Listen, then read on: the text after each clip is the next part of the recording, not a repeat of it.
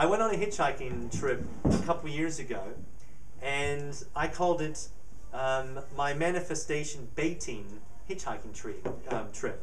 And what I wanted to do, sometimes we know where you go to Australia and you got one of the big river systems and you got the saltwater crocs and all this stuff, the big crocodiles, and they bait the crocodiles. They hold up big slabs of meat on sticks and they make the crocodiles jump up out of the water and go for the meat. This is called crocodile baiting. And they do it with bears, they do it with a lot of animals. So I thought, why don't I bait manifestation? Why don't I tempt manifestation to come out and show itself in a big way? I'll just take my passport and I'll hit the road and I'll start hitchhiking and I'll see what unfolds. And I will literally tempt reality to be as bold as I'm going to be. See if reality is bolder than me or if I can be more bold than reality. And I just wanted to go for it. So I got out there and I started, in a sense, testing things that I already learned about reality. I wanted to walk my own talk. I wanted to become a better facilitator and teacher with insights on manifestation. Say, well, you know what? I learned this idea from one guy, and I went out on this manifestation baiting trip, and I tested it out, and this is how it worked for me. Maybe give it a go. And so I was doing things like that. Like one thing I had, one mechanism to get lifts, but lifts of more depth. Typically when you hitchhike, sometimes you can hold up a hitchhiking board, like a bit of cardboard, and you write a city on it, and you stand there. So if I want to go to London to Manchester, I stand there with the sign that just says Manchester, and everybody knows that I want to go to Manchester. So if somebody going that way will stop on, pick me up, and off we go. And so I held up a sign that said the astral planes. And I thought, who's going to pick me up? And this very first guy, as soon as I get the signboard up, he pulls over, rolls down his window, and I was sort of south of London. He goes, "You trying to get to Gatwick Airport?" And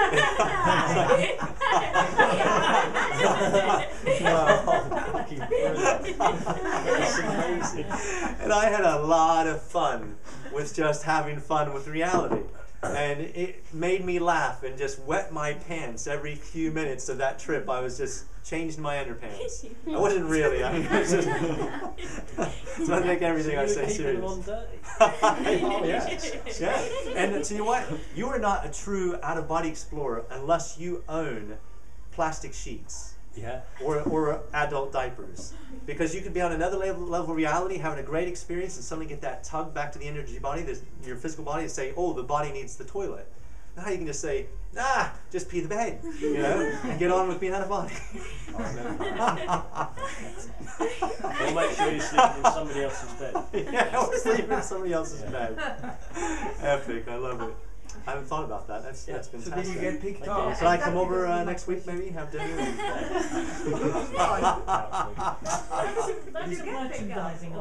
I got picked up, yes. But most of the people who were picking me up were not somebody who wanted to pick me up and talk about football for a 2 or 3 hour journey. And so right immediately after this guy who, you know, he swings by and said, you know, Gatwick, I was like, no, and he went on. And the next guy that picked me up was a young lad. He was only maybe 20 years old.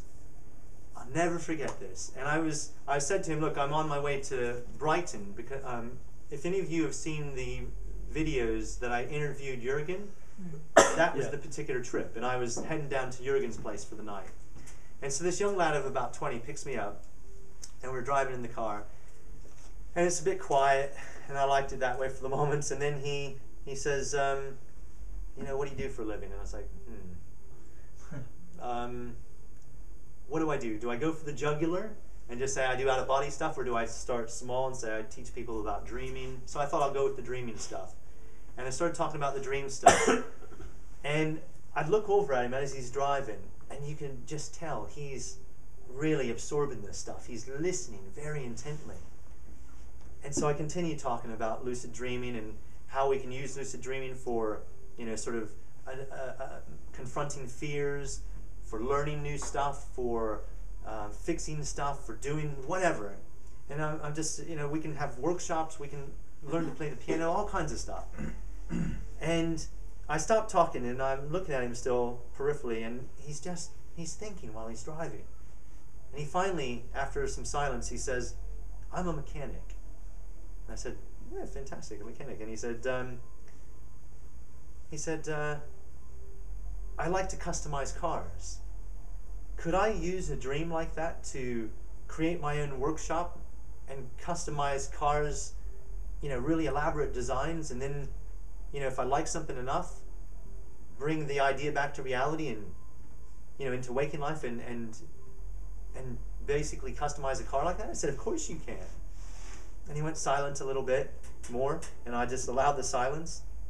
And then he chirps in again. He says, this is the first time in 2 years, being at the job I'm in, where I suddenly went up to my boss and I said, can I go home early?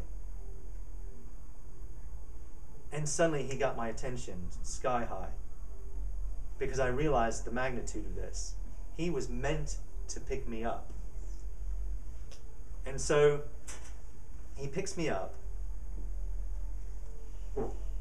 and he's talking about, how he's just went home early for the first time in 2 years. And I think we were both getting the profoundness of it. And we talked for a little bit more, and I shared as much as I possibly could. We were probably only together for about an hour maximum, but we shared a lot in that hour. We got down to Worthing, and he dropped me off at Worthing, and we pull over, and he just he's in no rush for me to get out of the car, but he's still there in silence. And I was just thinking, he's got something to say, I'm just going to wait. And so I just sort of stayed there and just waited. And he said, you know what I would normally do now? I'd just go home, and I'd get out the Xbox, and for the rest of the evening I'd play Xbox. I don't feel like doing that. He said, I've never had a conversation like this, ever. I didn't even know this kind of thing was possible. And he said, my friends and I, we don't talk about anything like this, ever. And we said goodbye. I gave him my card. I said, if you're ever in London, come out, we'll go for a drink, or come to one of my workshops for free. I don't care. And I got out of the car and I just thought, fuck me. That was one of the most beautiful experiences I could have dreamed of having on the road like that. This young lad picked up on a feeling while he was at work, first time in 2 years, felt he needed to leave early. And here I am, standing on the roadside. Could have got in the car with the guy that said Gatwick Airport quite easily, just to go for 10 minutes up the road, but then I would have been out of position for this guy. It was amazing.